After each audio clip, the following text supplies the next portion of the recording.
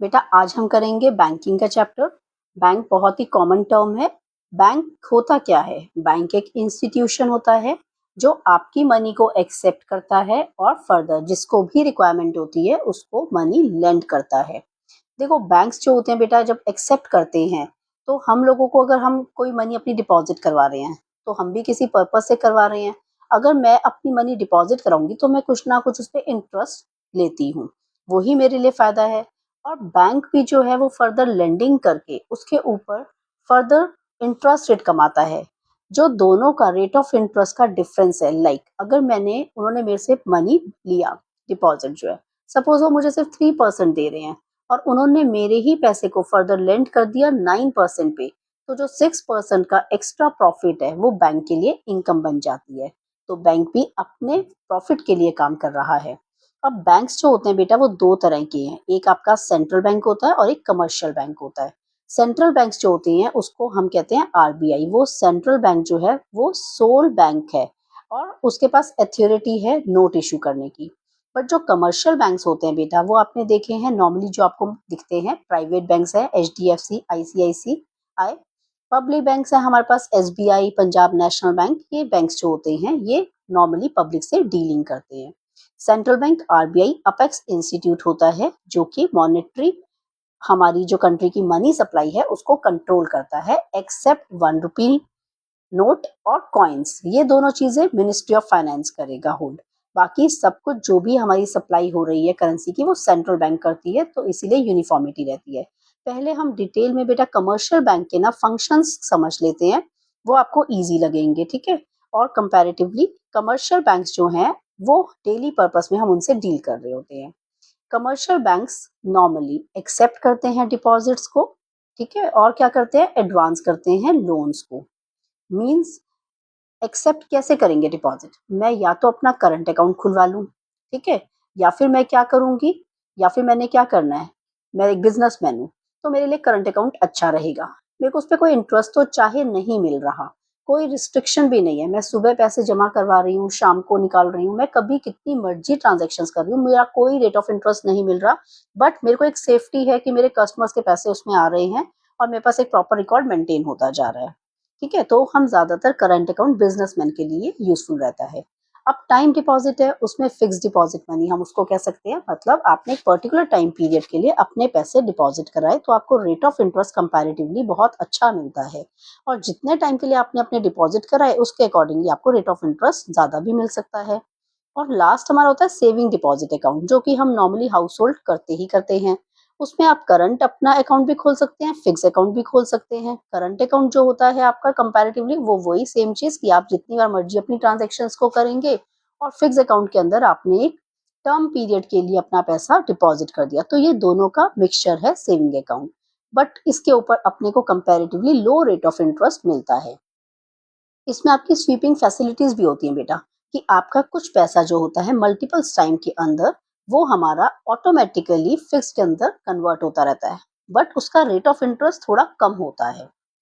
अब बात आती है कि मेजर फंक्शन तो एक्सेप्ट करना डिपॉजिट्स का इस फॉर्म में हो गया, और सेकंड जो हमारे पास चीज आती है बेटा वो हमने क्या करना है इसके अंदर कि यहाँ पर जो हमसे बैंक ने पैसा डिपॉजिट हमसे लिया, फर्दर वो उसको क्या करना चाहता है, लोन देना चाहता है, ठीक है। अब वो जब लोन देना चाहते हैं बेटा, तो जब लोन देंगे तो या तो कैश क्रेडिट की फॉर्म में दे दें। मतलब क्या है कि किसी को पैसा चाहिए कस्टमर को, ठीक है, वो आके ले सकता है, कुछ टर्म्स होती हैं। आपको कोई लोन चाहिए लेकिन अगर डिमांड लोन आपने करा तो हम जो बैंक है वो आपसे कभी भी आपका पैसा वापस मांग सकता है। शॉर्ट टर्म के लिए अगर आप लोन लेना चाहते हो, पर्सनल लोन किसी पर्पस के लिए लेना चाहते हो, तो वो फैसिलिटी भी आपके पास अवेलेबल होती है कमर्शियल बैंक्स के थ्रू। कमर्शियल बैंक के सेकेंडरी फंक्शंस क्या होते हैं, वो एजेंसी फंक्शंस प्रोवाइड करते हैं। अगर मुझे अपने पैसे ट्रांसफर करने हैं, मतलब जिसको भी देना है तो फंड ट्रांसफर करना है, तो ये भी काम हमारा जो है कमर्शियल बैंक हमारी हेल्प करेगा करने में। इंटरेस्ट कलेक्ट करना है किसी के बिहाफ पे, डिविडेंड आ रहा है कंपनीज के थ्रू हमारे पास, सिक्योरिटीज को मैंने सेल परचेज करना है, तो ये सारे फंक्शंस जो है वो कमर्शियल बैंक के रहते हैं। ओवरड्राफ्ट फैसिलिटी भी मिलती है लेकिन उसमें हमारी लिमिट होती है, एक एग्रीड लिमिट तक ही आपको कुछ एक्स्ट्रा पैसा भी मिल जाता है बैंक के थ्रू। तो वो ज्यादातर उनको मिलता है बेटा जो रिस्पेक्टेबल और रिलायबल कस्टमर्स होते हैं, लेकिन मिलता शॉर्ट पीरियड के लिए। तो ये सारे फंक्शन हमारे हो गए कमर्शियल बैंक के। होप आपको एक तो क्लियर हो गए फंक्शंस, ठीक है। अब हम करते हैं इसी के अंदर बेटा अपना जो है सेंट्रल बैंक। सेंट्रल बैंक सबसे इंपॉर्टेंट है हमारे लिए बोर्ड एग्जाम्स के लिए भी, ठीक है। तो बोर्ड एग्जाम्स में हमारे पास सेंट्रल बैंक के फंक्शंस 3 मार्कर क्वेश्चन के लिए सेपरेट सेपरेट आते हैं। फर्स्ट फंक्शन हमारा जो सेंट्रल बैंक का है बेटा that is issue of currency. Central bank के पास सोल अथॉरिटी है, मोनोपोली है सेंट्रल बैंक के पास, सिर्फ यही इशू कर सकता है करेंसी को। लेकिन इसको भी हमने 1 रुपी नोट की और जो कॉइन्स हैं उसकी अथॉरिटी नहीं दी है, उसको हमने मिनिस्ट्री ऑफ फाइनेंस को अथॉरिटी दे रखी है। तो 1 रुपी नोट जो होता है बेटा उसके ऊपर सिग्नेचर होते हैं फाइनेंशियल सेक्रेटरी के, ठीक है। जबकि जो बाकी करेंसीज होती है उस पे गवर्नर ऑफ आरबीआई के सिग्नेचर होते हैं। अब फायदा क्या है, क्यों हमने आरबीआई को ही अथॉरिटी दी, उसके क्या फायदे मिलेंगे हमें, तो एडवांटेजेस क्या क्या आती हैं। सबसे पहली बात है देखो यूनिफॉर्मिटी है, इसी वजह से हम लोग सब उसमें डील कर रहे होते हैं। अगर मेरे पास भी 100 रुपीज का नोट है, आपके पास भी, हम डील कर रहे हैं तो यूनिफॉर्मिटी है उसके अंदर कि उसकी वैल्यू उतनी ही रहेगी, ठीक है। मार्केट में आप भी जाएंगे तो आपको उतने की एक्सचेंज वैल्यू मिलेगी, मैं भी जाऊंगी तो उतने की मिलेगी, तो जितना भी करेंसी के ऊपर मेंशन होगा उसके अकॉर्डिंगली हमारे को वैल्यू मिलती है। सेंट्रल बैंक के पास ये अथॉरिटी है, ये हमारा पार्ट जो होता है मनी सप्लाई का रहता है। जो गवर्नमेंट है उसका पूरा सुपरविजन है बच्चे, उसको ये पता है कि मार्केट में कितनी करेंसी जो है वो लीगल है। इसीलिए जब भी मार्केट में फेक करेंसी आएगी तो वो आरबीआई को इजीली पता चल जाता है कि भाई ये फेक करेंसी इतनी मार्केट में जो है हमारी आ चुकी है। इस वजह से क्या है कि हमारा ट्रस्ट भी है, क्योंकि सब बंदों के पास वही चीज़ है तो हमें भी पता होता है कि ये फेक है या ये हमारी लीगल टेंडर मनी है, तो हमें क्लियर होता है। अब यहाँ पर क्या है कि आपके पास जो सेंट्रल बैंक की अथॉरिटी हमने दी, तो आरबीआई जो है बच्चे वो पूरा का पूरा क्योंकि कंट्रोल रख रहा है इस चीज़ के ऊपर, ठीक है। उसने क्या करा कि उसको ये पता है कि करेंसी हमारी इतनी है, मार्केट में इतना लोन चल रहा है, और जो थ्रू आउट द कंट्री जितना भी मनी सर्कुलेशन हुआ है वो लीगल टेंडर मनी होती है। रिजर्व की फॉर्म में गोल्ड, फॉरेन सिक्योरिटीज की फॉर्म में जो भी हमारे पास पैसा पड़ा हुआ है आरबीआई के पास बेटा सारी ट्रांजैक्शंस का रिकॉर्ड होता है। यूनिफॉर्मिटी के साथ वो सर्कुलेट करती है सारी चीजों को, लोगों का फेथ बनता है, जो मैंने आपको सारे पॉइंट्स बताए, तो वो सब चीजें आरबीआई की हुई। तो ये सारे पॉइंट्स बच्चे इश्यू ऑफ करेंसी के अंदर हमने एडवांटेजेस की फॉर्म में बता देने हैं कि हमारे को ये फायदे होते हैं इसके। तो जब 3 मार्कर क्वेश्चन आया तो हमने फर्स्ट ये बताया, फिर ये बताया कि क्या एक्सेप्शन है हमारे पास, और फिर हमने ये बताया बेटा कि कैसे कैसे हमारा जो है एडवांटेज है। सेकंड आया banker to the government. Banker to the government क्यों बोलेंगे, क्योंकि जो सेंट्रल बैंक है हमारे पास वो बैंकर है, एजेंट है, एडवाइजर है। अभी हमारा 26 के पेपर में 2026 के पेपर में बोर्ड का एक क्वेश्चन आया भी हुआ था। एज अ बैंकर हमें बैंकिंग अकाउंट्स मैनेज करने होते हैं गवर्नमेंट डिपार्टमेंट के। बैंकिंग जो है हमारी, यहाँ पर गवर्नमेंट जो है वो कहता है कि क्या करता है, जो सेंट्रल बैंक्स हैं हमारे वो एक तो कमर्शियल बैंक्स को कंट्रोल करके रखते हैं, डिपॉजिट्स कितने आ रहे हैं, लोन कितना गवर्नमेंट को देना है। Being an agency function agent देखेंगे कि हमने कौन सी सिक्योरिटीज परचेज करनी है। आपको पता है कि जो ट्रेजरी बिल्स होते हैं या गवर्नमेंट की जो फर्दर सिक्योरिटीज होती है वो बहुत ही ज्यादा लिक्विड होती हैं और ट्रस्ट वर्दी होती हैं। एज एन एडवाइजर अगर हम बात करें तो जो सेंट्रल बैंक होता है वो एडवाइस भी देता है गवर्नमेंट को कि किस तरीके से हमें पॉलिसीज बनानी है, पॉलिसीज कैसे हमारी कंट्री को इफेक्ट करेंगी।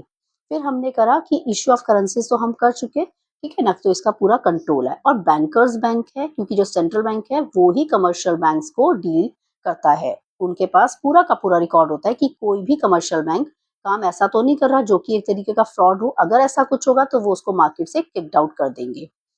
कस्टेडियन ऑफ कैश रिजर्व, सारे के सारा जितना भी हमारे पास पैसे आते हैं उसमें से fix percentage CRR cash reserve ratio जो होती है, जो कि आरबीआई हमारा बताएगी, वो फिक्स कर देती है आरबीआई, और कमर्शियल बैंक को वो बात माननी पड़ती है, ठीक है ना, CRR के लिए। और उतना पैसा डिपॉजिट्स का उतनी परसेंटेज अपने को कैश रिजर्व रेशो वाली आरबीआई के पास बेटा रखनी पड़ती है, ठीक है।